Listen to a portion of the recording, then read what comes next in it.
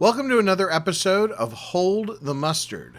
We're leaving the holiday season and going into the dead of winter, the perfect time to talk about comfort food. Or maybe this episode has taken longer than expected. Either way, I think it worked out.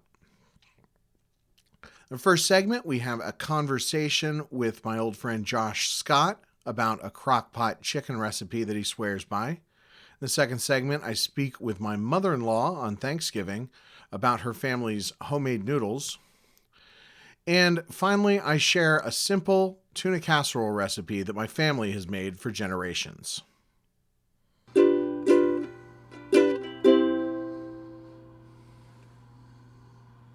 Everyone, I'm here with my old friend, Mr. Josh Scott. He's gonna talk to us about a creamy chicken recipe on this comfort food episode of the show.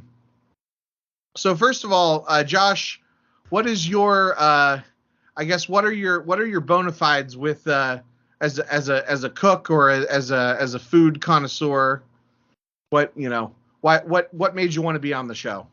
Oh, well, you were asking about delicious food, and this is quite possibly one of my favorite things to just throw together and have ready. Okay. But I've been eating my whole life, I think everything I do is crock pot, cast iron skillets, or on a baking sheet, and that's pretty much everything I do. Okay. And so, this is a easy to do recipe, and it is absolutely delicious for me. It is probably my favorite thing just to throw together. Okay. How did you stumble upon it? I was actually doing low carb for a while, and this was one of the things that you could easily throw over cauliflowered rice, and it tastes. Cauliflowered rice has a very unique texture to it.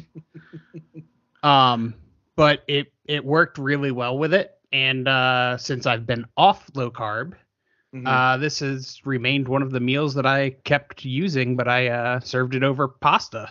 Yeah. And that worked really well. Okay. So first of all, I will say I've tried cauliflower rice a little bit. I can't do it. It's acquired. I can't. It's an acquired taste. Well, and the other thing about cauliflower, I mean, and obviously like there's low carb and there's like Atkins low carb where you're trying to do like every carb counts, and then like I'm diabetic, so I have to be aware. It's more like I have to be aware of carbs. You're more carb aware than low carb. And so it's like, I can eat a meal. There's a big difference between a meal with 30 carbs versus 60 carbs versus 100 carbs. Oh yeah. My day was usually under 30 carbs, and okay. I lost weight, but it was not something I found myself being able to sustain. Yeah. 30, that is so low, but with Jesus. Yeah. I mean, I guess that's what it is.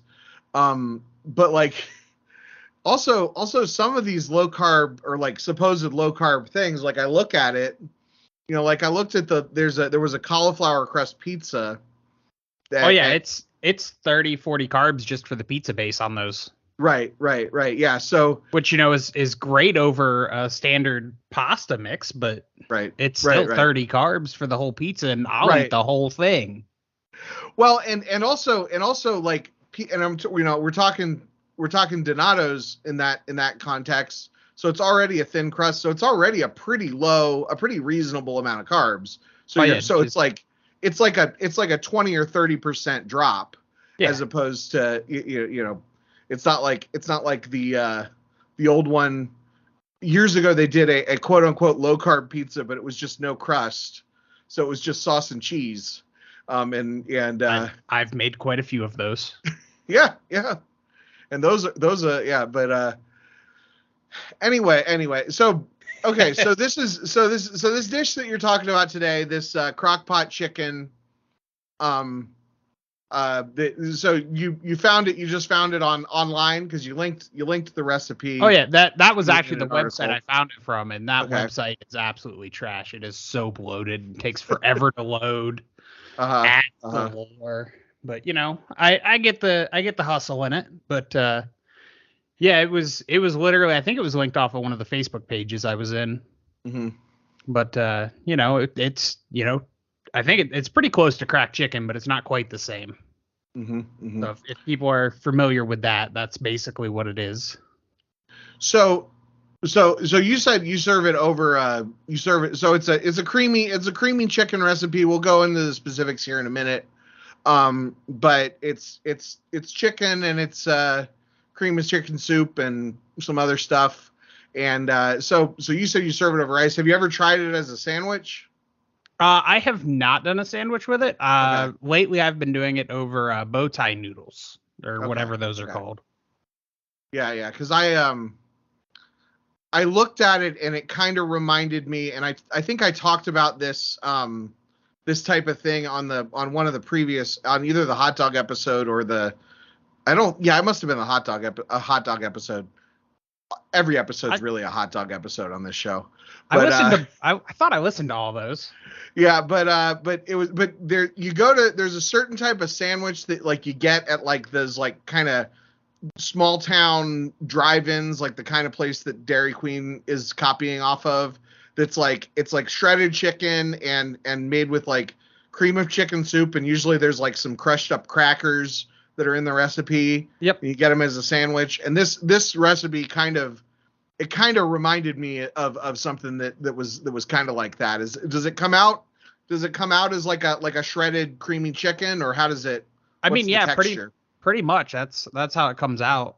That's pretty much spot on. I'm used to those just being straight pulled chicken or pulled pork and smothered in or barbecue sauce. Oh well, yeah, yeah. This is like the kind of thing that like you go there and you have the pulled pork or the pulled beef sandwich, and then the other item they have is the pulled chicken sandwich, and it's got like a yeah. It's good stuff. Good stuff. Oh yeah. I haven't decided what the other segment on this podcast is going to be, and I might talk about that. Maybe all the segments on this episode will be about Shredding beef, shredded meat, or just or in general condensed things made with condensed cream of chicken soup.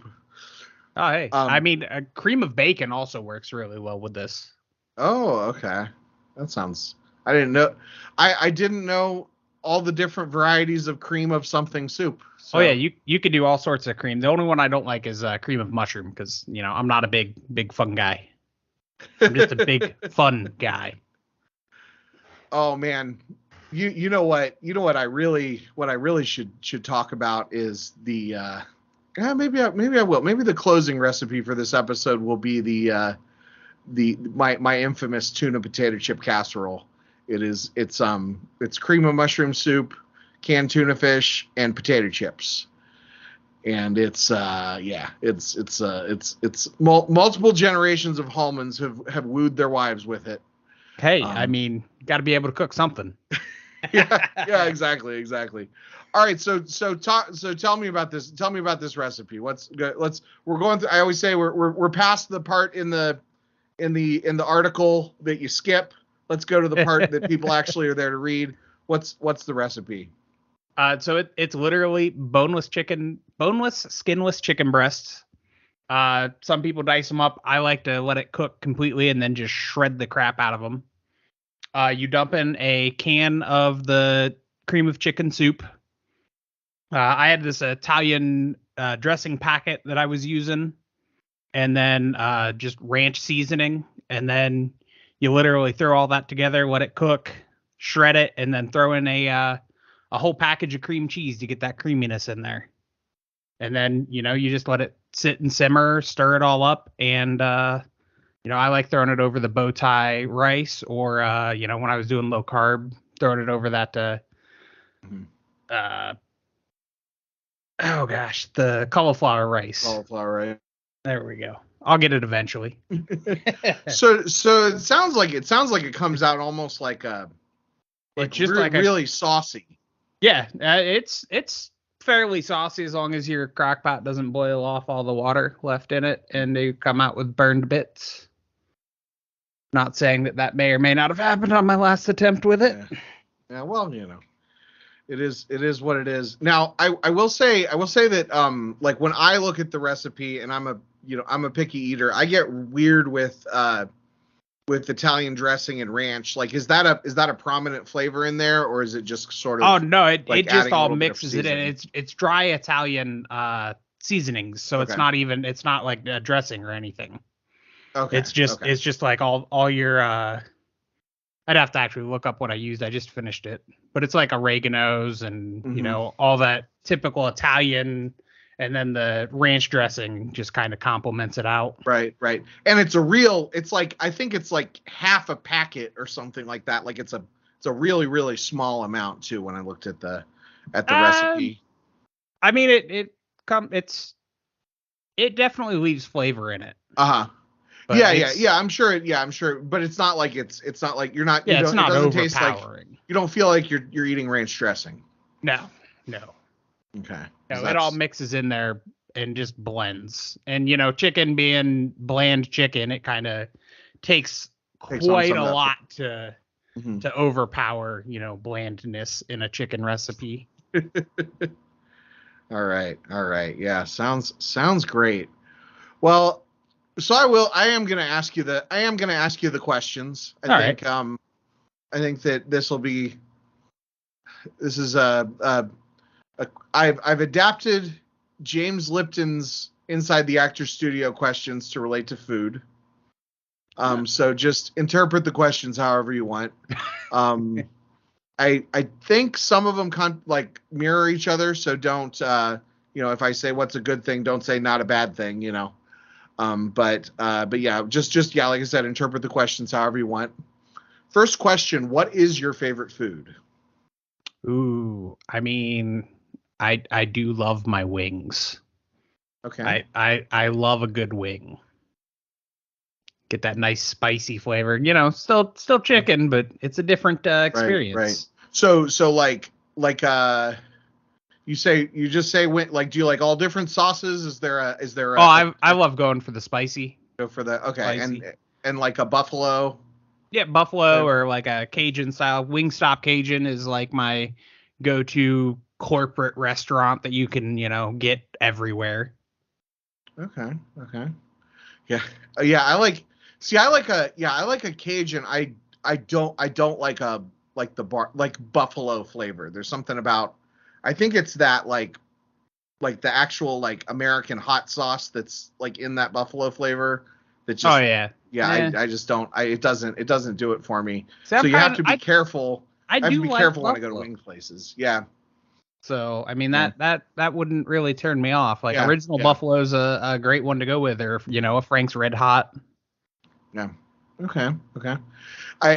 My story about buffalo wings is when I was in church youth group in high school, they did a like, it was like the Newlyweds game, but with siblings, which, think about that how you will. But I remembered that the question was, what is your favorite food? And my like personality is based on what my favorite food is a lot of times. And at the time it was actually that tuna potato chip casserole that I'm going to talk about in the closing segment of this episode. And I was like, yeah, it's tuna potato chip casserole. And my sister flips it over and she says chicken wings. And I was like, no, that's your favorite food. What is your least favorite food? Ooh, do I have food that I don't like? I mean, I have things that I really don't like mushrooms for some reason. Okay. So mushrooms. Okay. That's always wild to me when people don't like mushrooms, because like there are plenty of foods that I don't like. I don't like olives. I don't like mustard. Obviously, the podcast is titled that is based on that. We can fight about mustard later. Well, I mean, But food is so subjective. Like I do other podcasts that are media criticism, and like we like to pretend like media criticism is objective, but like there are definitely like there are like mushrooms. Like I love mushrooms, but I made a dish tonight that had mushrooms in it that I was sharing with my wife, and I made a point of making the mushrooms like not chopping them up too fine so that she wouldn't accidentally eat them, because that is her least favorite food, or one of them. Yeah. You know, so like it's interesting. What's an ingredient that you love to cook with? Oh, I absolutely, and I don't know why, love onions. I love having onions in there. They can impart flavor. You can saute them. You can fry the crap out of them, and they will just impart their flavor on everything. Oh, you can add onions to almost anything. What's a food that you can't quite figure out? Tofu. Okay. Tofu. I like, everybody says it's prep it like chicken. I've tried it like 6 or 7 different ways, and I just can't get behind it. Yeah. I've had good tofu. Bibimbap, I think their tofu is, because it's cut pretty small and it's deep fried.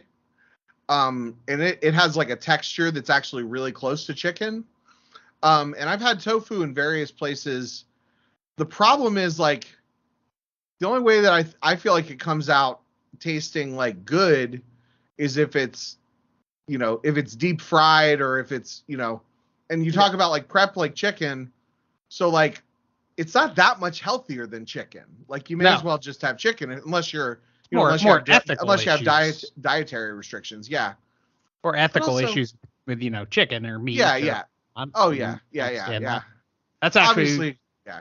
That's one of the places I didn't try it at Bibimbap. I tried it at Noodles and Company. One of my cousins was working there, and they had it fried up. Just, it sounds like very similar, but I still didn't like it. Yeah, it's just, and I think it's like, and it's not that I don't like it, but it's just like sometimes it seems like a lot of work.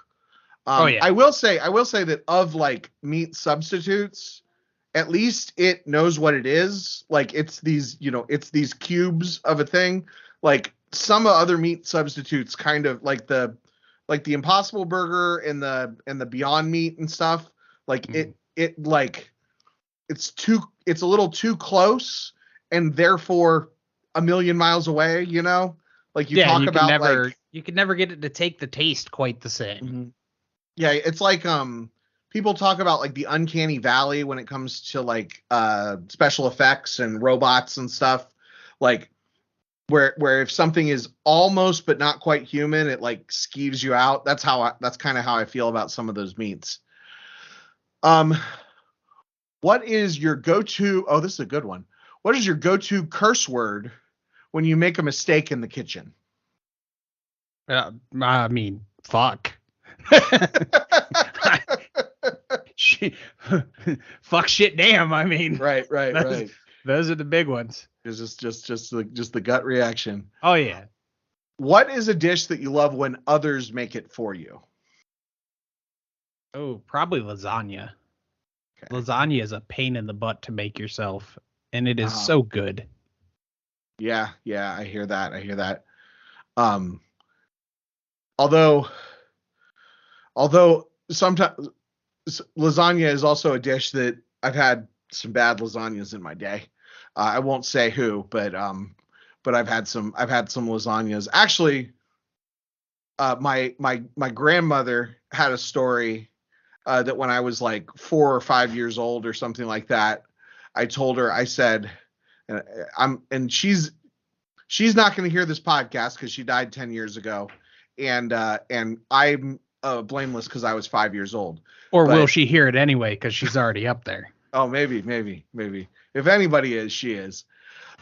She hears the thoughts coming out of your head, so you're already in trouble. But she said, or she told me this story because it was like one of those stories that was like I was too young to remember.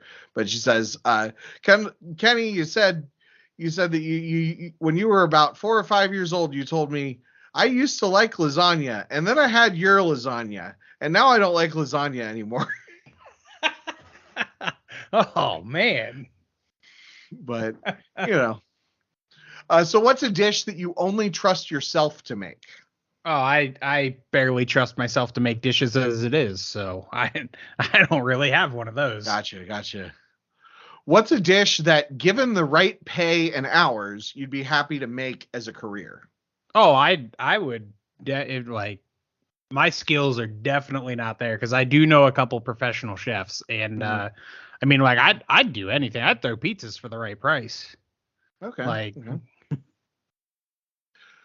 What's a dish that you'd only ever make for yourself, friends, or family? So like the opposite of that you wouldn't want to make professionally. oh, probably like tuna noodle casserole, which is probably pretty similar to what you were talking about. It's such a weird niche dish, and I don't know. Like I wouldn't want to like really serve it to the masses. Okay. So you make a tuna noodle casserole, but you don't like mushrooms. What do you use? A different kind of cream of something soup? I use cream of bacon. Okay. Cream of bacon or cream of chicken, either one. You can kind of mix creams of whatever, however you want them. Because I remember I tried to make it with cream of chicken once, and the like chicken brothy flavor was overwhelming.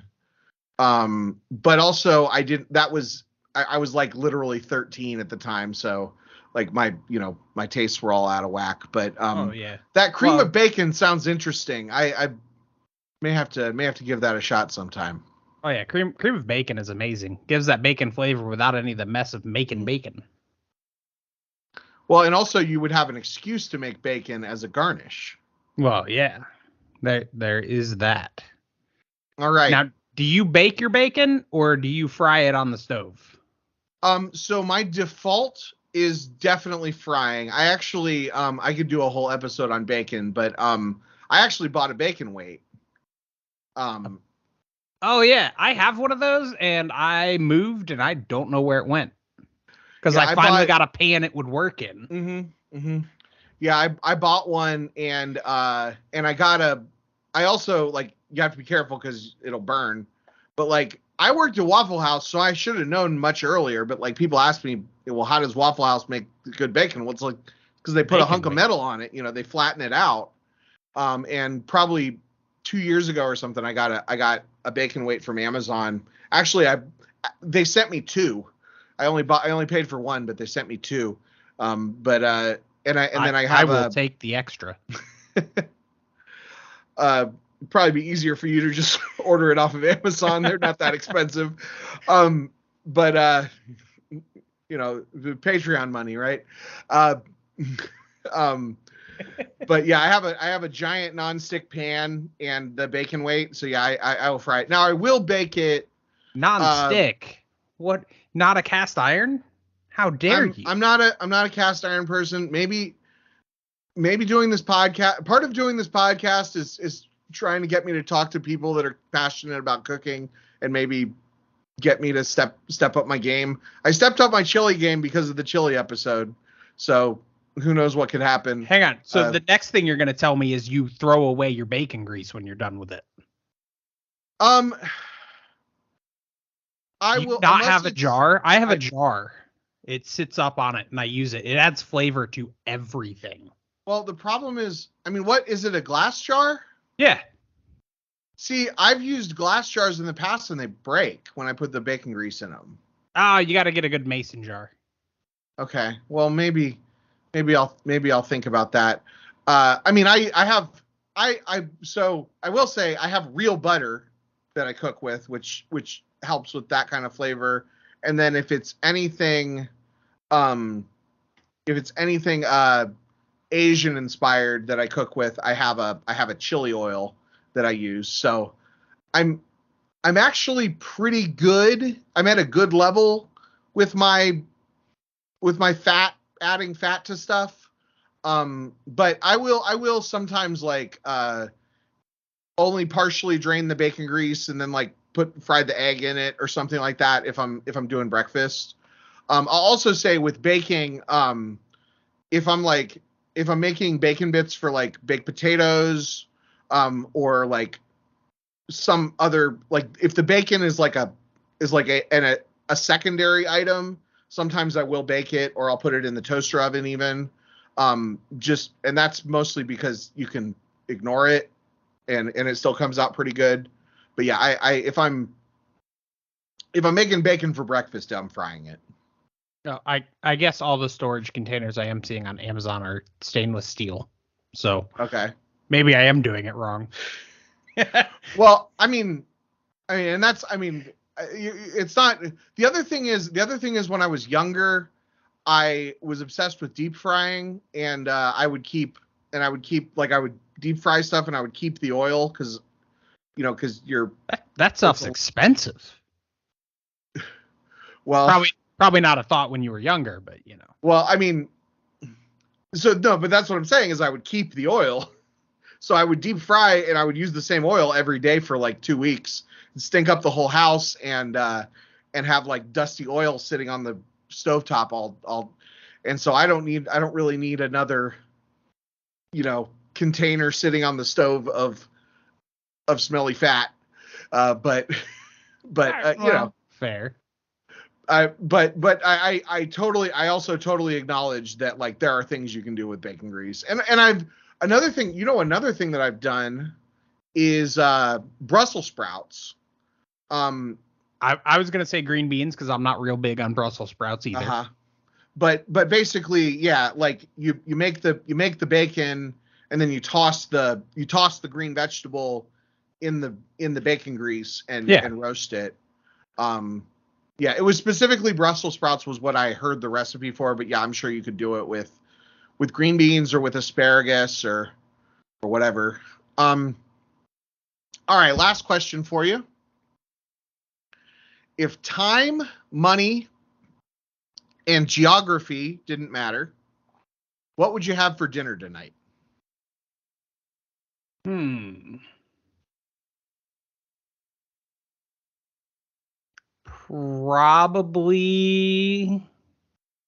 Probably something Asian. I'm not exactly sure what I would go for because again, I had chicken wings for dinner. So I'm not really hungry or thinking about it, but I do love the Asian inspired dishes. Okay. And not like a normal like noodle dish, like something a little more authentic. Okay. Sometime I'll give my soapbox speech about how I like when it comes to to a lot of the Asian dishes, I like it to be a little less authentic. To each their own. I do fancy the American Chinese fast food. Mm-hmm. So yeah, I guess it's not that much of a thing, but I think that there's a fallacy to assume that because a dish is authentic to the region that it's named after, whether it's Italian or Mexican or Asian or let's Southeast, be honest. Middle we all Eastern, know the Italians stole all their good dishes. Yeah, well, regardless of of what. Basically, I think it's a fallacy to assume that that the American version is automatically worse. I like cheese on my tacos. You know what I mean? Yeah, but a good street taco, an authentic street taco, is still absolutely delicious. I mean, but I can't knock Taco Bell either. Yeah. Exactly. Yeah, I mean, good street tacos are good because they're good, but also like you can put cheese on the good street tacos, and then they're also good. Like cheese makes everything arguably better. So.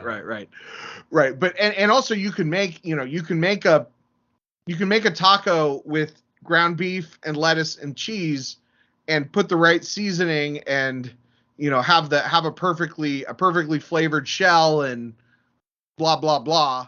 Maybe some good and like a really good guacamole and all this stuff. XYZ, and have it come out and it tastes amazing. But anyway, that's my. So I guess I did soapbox. Josh, is there anywhere on the internet that you want people to find you? That absolutely depends. My Twitch handle is absolutely horrible, and I love it. It's glitter_daddy69. All right. Well, thanks for coming on. You want one more hot take? Yeah, go for it. Ketchup is garbage. It's sugary tomato paste. I mean, I feel like those two statements contradict each other. Sugary tomato paste? Ketchup tomato paste is great and sugar is great. Sugary tomato paste is great. Sure, no. A sweet sauce is never the best sauce. I love my hearty. That seems like a hot take. I don't know. Every time I've talked about ketchup being the worst condiment, it has always started a firestorm of people hating me. I mean, it's worse than pineapple goes on pizza for me. It gets better reactions than that. I like pineapple on pizza. Me too, especially if you get it spicy. There's some yeah, jalapeno and pineapple. I am totally on board. Absolutely great. Yeah, especially that's my go-to when if I've got if I'm sick. Not nauseous sick, but if I've got a cold and real stuffed up. That's I don't do chicken noodle soup. I do ham pineapple jalapeno is usually what I get, so I can get a little protein on there.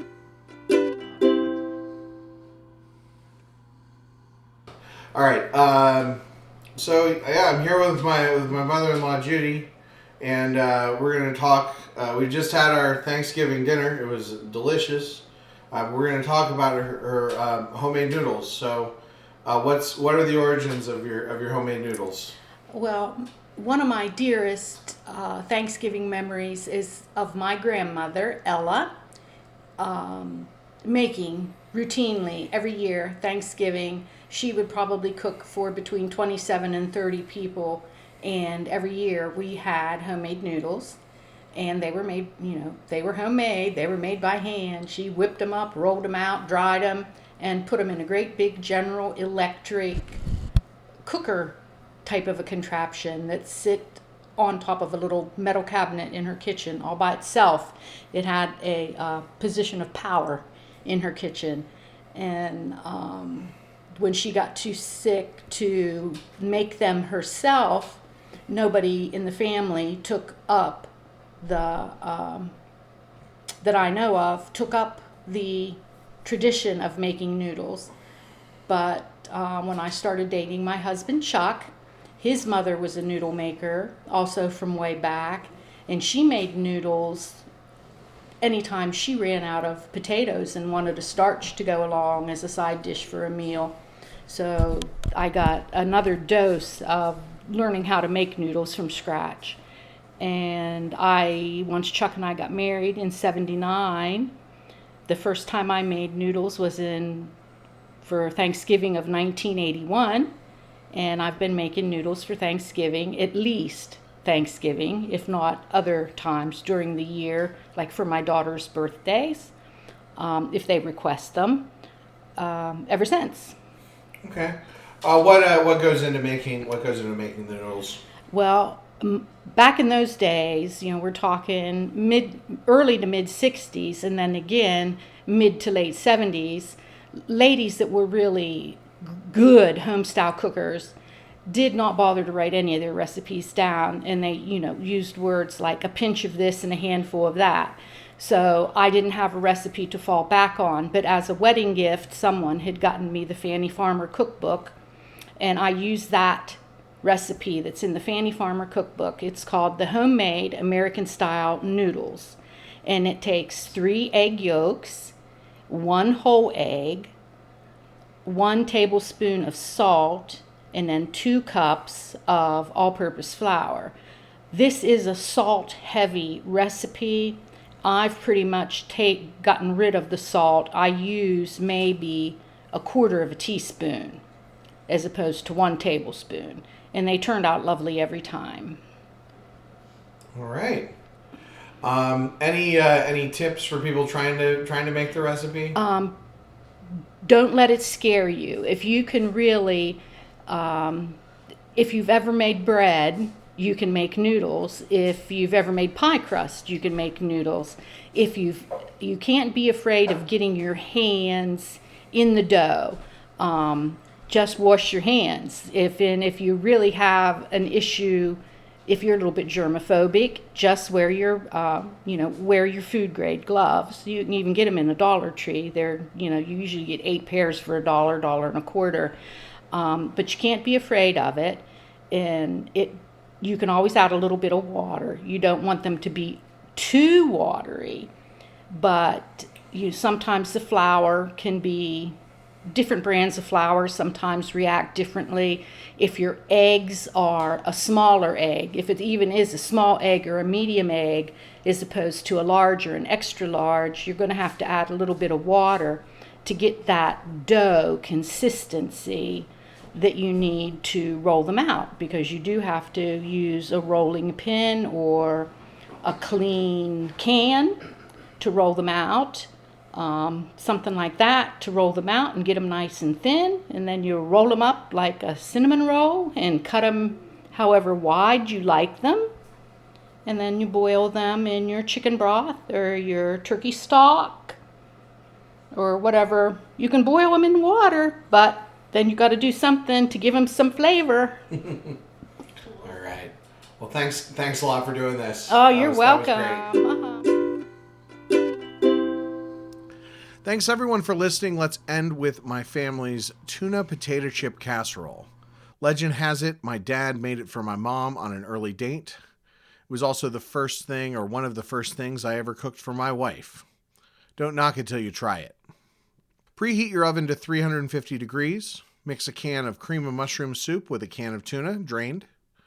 In a casserole dish, layer potato chips, usually Lay's style, but kettle chips will do if you want to be fancy, and the tuna soup mixture until you use up all the mixture and have a top layer of chips. Then cook it in the oven for about 30 minutes or however long it takes to get warm and golden brown on the top.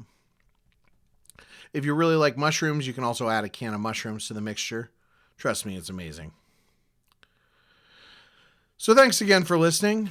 I'm not sure about the topic of the next episode, but I'm always open to your food, hot takes, and recipes. Leave a voicemail at 267-536-2278 or 267-KENCAST. This podcast is a production of the KendallCast Podcast Network.